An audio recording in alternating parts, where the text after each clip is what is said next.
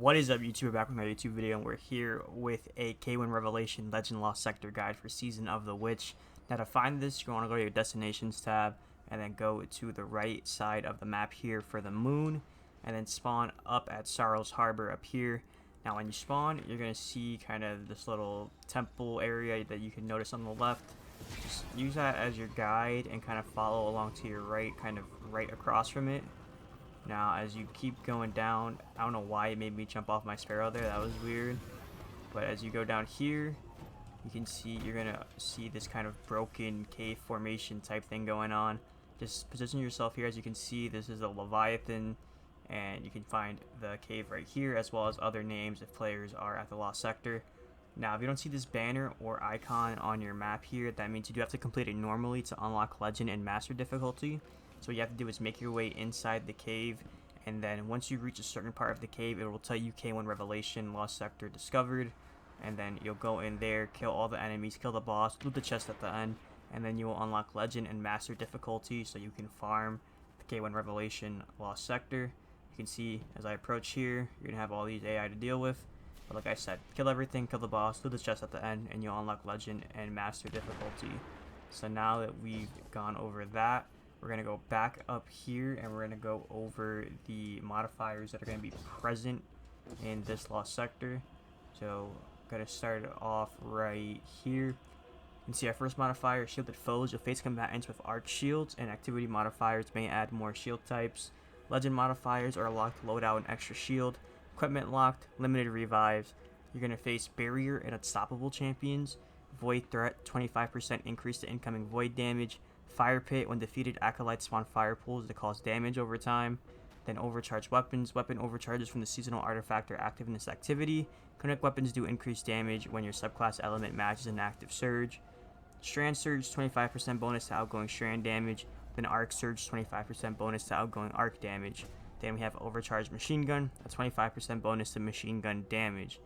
Now you can see, if completed, solo exotic head armor is rare. Enhancement cores are uncommon, and recommended power is 1830, but 1810 and above you should be just fine. So let's get into the loadout. Now getting into the loadout, you can see we have Strand subclass, and we're going to be rocking Silk Strike with Marksman Dodge, Triple Jump, Threaded Spike, Threadling Grenades, Widow's Silk, and Threaded Spectre. Now for the fragments, we have Thread of Generation, Thread of Evolution, Thread of Binding, and Thread of Continuity. Now for my first weapon, Malfeasance, this is a kinetic weapon, and since we're matching the active surge, which is Strand or Arc, we're going to be doing increased damage with our kinetic weapons, so that's one buff that this is going to have. But we're also going to be using this to stun unstoppable champions, which is going to be the ogres that are going to be present throughout this Lost Sector, so keep that in mind. But this is my go-to weapon for unstoppable champions, so we're going to be using that. You can use Unstoppable Scout or Fusion Rifle, as you can see here, that's present in the artifact. However, I think Malfeasance is just one of the better weapons to use for that. But now for the secondary, you can see we have Shadow Price, and it can be any auto rifle. It doesn't have to be this one exactly. Just try to have one with a nice magazine size as well as arc. That way you can match the active surges and do increased damage. That's why I'm running Shadow Price, and we're going to use this for barrier auto rifle. That way we can break barrier shields and stun the barrier champions. So that's the main reason that's there. Then for our heavy weapon, Circular Logic, it's a Strand LMG. LMGs do get increased damage, and we are following with the active surge with a Strand weapon. So it has 2 damage buffs, which are going to be active. And then if you can get Hatchling, that's great. But if not, just don't even worry about it. Nanotech Tracer Rockets will also be getting a slight buff because of the artifact mod that we have that I'm going to talk about in a little bit. But just know, this is pretty much going to be a great weapon for killing ads, generating tangles, doing whatever you want. This is a solid option. Now, when it goes to the armor, for the helmet, we have Ashes to Assets, gain bonus super energy on grenade kills. Then we have Kinetic Siphon and Strand Siphon. Kinetic Siphon is rapid kinetic weapon final blows, creating orb of power. And then Strand Siphon is the same thing, but Strand weapon final blows create orbs of power. So you can see, kinetic weapon is Malfeasance, and our Strand weapon is the Circular Logic. Now, if you know you're not going to use Malfeasance like I am, and you're going to use the auto rifle more than Malfeasance, then in your case you would change the Kinetic Siphon to Arc Siphon. That way when you get kills with your auto rifle, you're going to generate orbs. Just make those adjustments however you want when you're tuning that. That way you're not stuck using Kinetic Siphon and Strand Siphon, and you're not generating orbs when you're using the Arc weapon. So just keep that in mind. But when it comes to the arms, we have Firepower. Your grenade final blows create orbs of power. Grenade Kickstart. When your grenade energy is fully expended, you gain grenade energy. Then additionally, your armor charge is consumed and you gain additional grenade energy for each stack. Then we have Fastball, which increases grenade throw distance. And just to show you, it's not that important because if you take it off, it's really the only option I have, so I just threw it on. Now for the chest piece, we have our 2 damage resistant mods. We have 2 void resistant mods and then 1 solar. If you're going to change these, do it however you want, but I was able to get it done with 2 void and 1 solar. Now for the leg armor, exotic Star Eater scales is what I'm going to be using. You can run the Lucky Pants to pair it with Malfeasance. It's just not going to hit as hard as it was, 2 weeks ago when I made the original videos, but it is definitely still an option. However, I just rather prioritize that boss kill at the end with Star Eater scales, because if you hit every, attack with a super with Feast of Light times 4 on the boss, you're always going to kill him. So that's why I'm running Feast of Light. And what this is going to allow you to do is when you charge up your super, you're going to have 4 extra orbs that you can pick up, and then that will allow you to overcharge your super to do maximum damage output with it. Now, with the mods we have on, we have Better Already. Your health begins to regenerate immediately after picking up an Orb of Power. Then we have Strand Weapon Surge and Kinetic Weapon Surge. And Strand Weapon Surge is your strand weapons gain a small bonus to damage while you have any armor charge. Then your armor charge now decays over time. Then Kinetic Weapon Surge is the same thing, but it just works for kinetic weapons.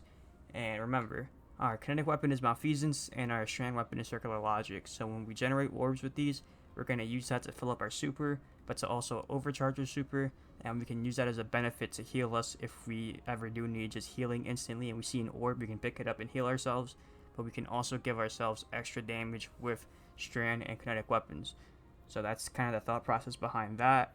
But for the cloak, we have 2 time dilation mods. Your decaying armor charge now has a longer duration, and then Bomber, which reduces grenade cooldown when using your class ability.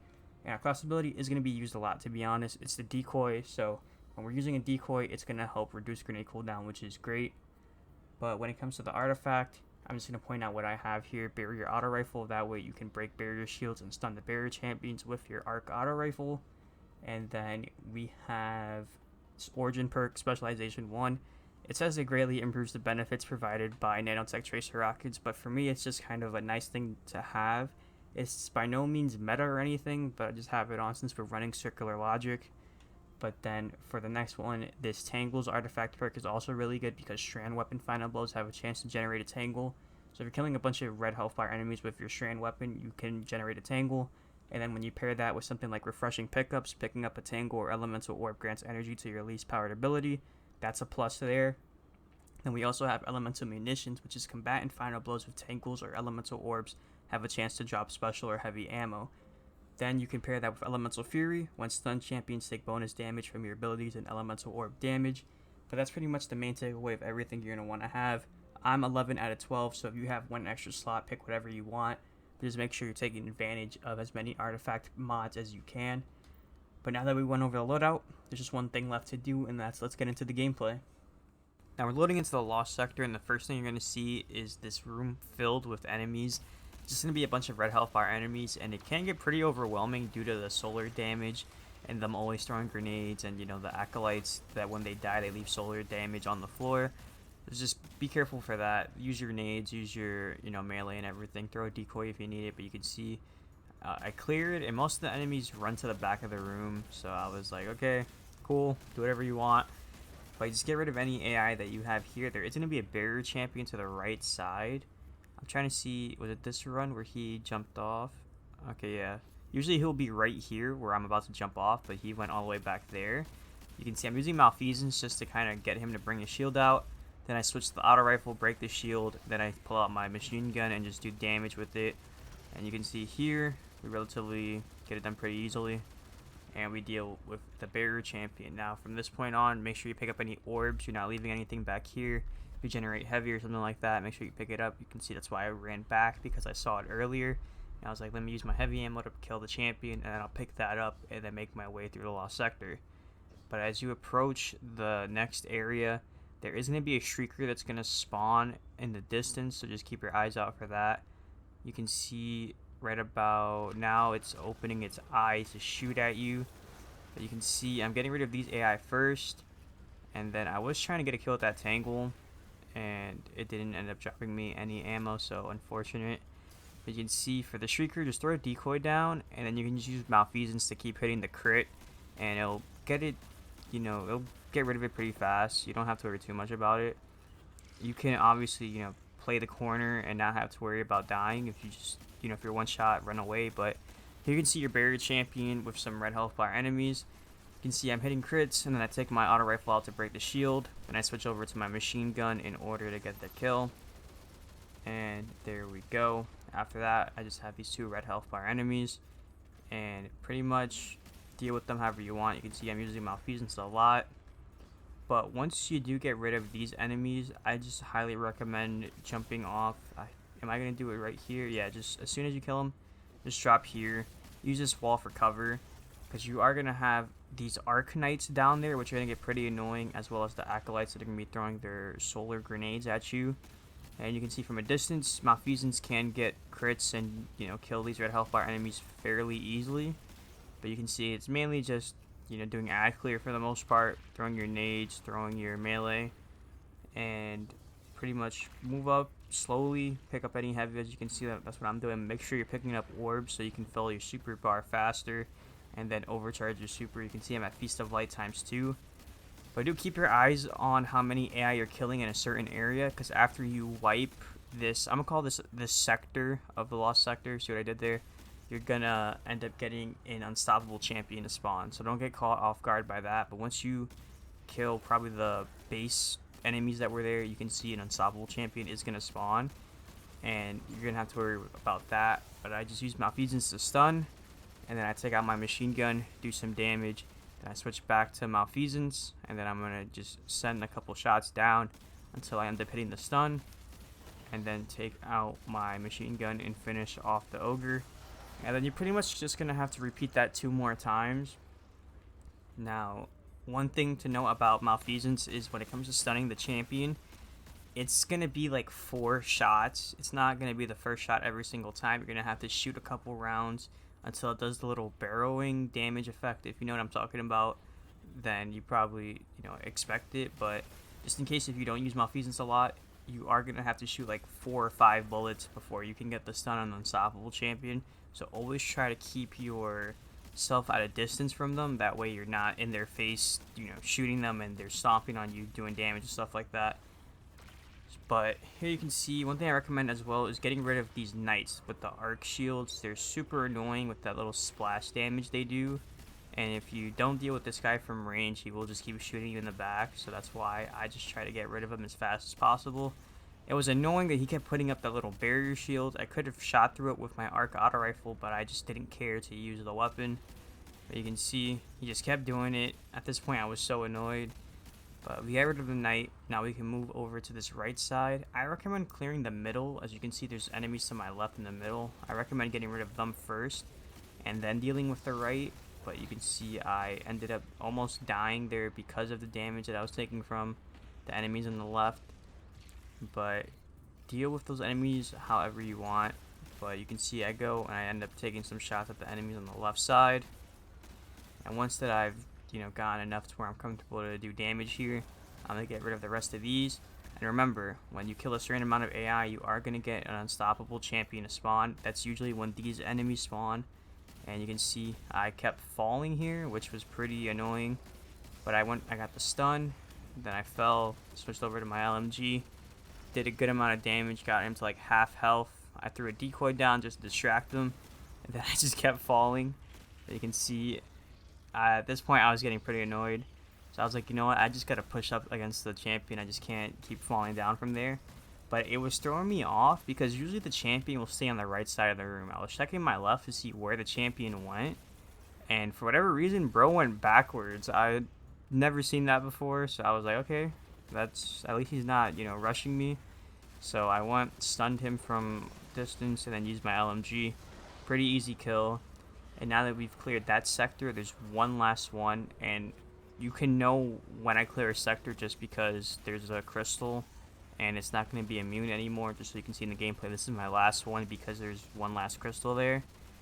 And pretty much, you can see I'm doing damage from a distance.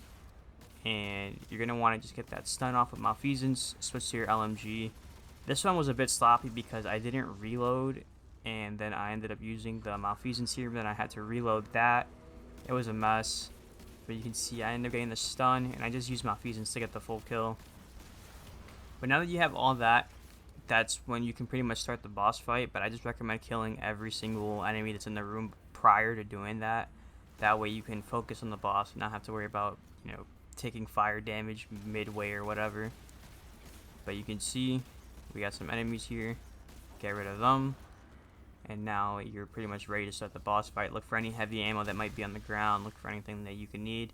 Then you can start shooting these crystals. You can see I'm taking note of the ammo around me and everything. But now I'm going over here to the right. And this is going to be the third crystal. And after you shoot this crystal, you can shoot the one in the center there, which is going to cause the boss to spawn in. So you can see right here, boom. The boss is going to end up spawning in. Now what I like to do is just use Malfeasance on the giant crit, which is their face, and just try to get that first bar of health as low as possible. I'm not saying to, you know, get the boss to half HP. You don't have to do that. Just use Malfeasance if you can to, you know, do some damage to that health bar to make that boss kill easier, because they have a lot of damage. I'm not gonna lie, it's like a damage sponge. But you can see I timed this to where I can do damage to the barrier champion, get to a little corner, hide behind the wall so I don't take damage from the boss, but also deal with the barrier knight. As you can see, I almost messed up by using Malfeasance there, so I just kept using my auto rifle because I knew it was going to bring a shield out. Do that and get the easy kill. Then you can see all we have left is some AI and the boss. Now my strategy for this was pretty much going for the nightmare enemy here. You can see I have a nightmare thrall. I think in prior instances I had a nightmare acolyte. And what you want to do is just pretty much kill that nightmare enemy before you do damage to the boss, because they're going to drop unstable essence and it's going to be like a red orb. And when you pick up that orb, it's going to give you unstable essence, and that will increase how much damage you can do to the nightmare. So think of it as like a free extra damage for you. It's kind of like not like a modifier or anything, but you can see as I get the kill here, there was that red orb that you saw for like 2 seconds. Then I can pop my super here, and then you can see with all the damage that I'm doing with Feast of Light ×4, I barely end up getting the kill, but I get it there.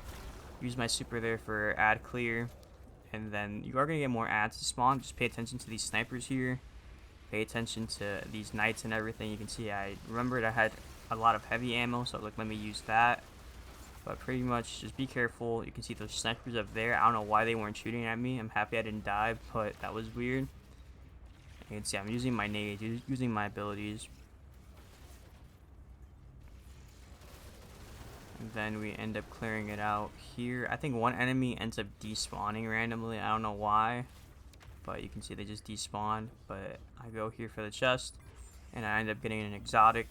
And that's going to do it for this guide. So hopefully you found it useful. If you did, make sure to like, comment, and subscribe. Ring the bell so you don't miss another video. Playlist with all my Season of the Witch Lost Sector guides will be popping up on screen right now. Drop a follow on my Twitch, twitch.tv/MilkisJam0, and I will see you guys in the next one. Peace.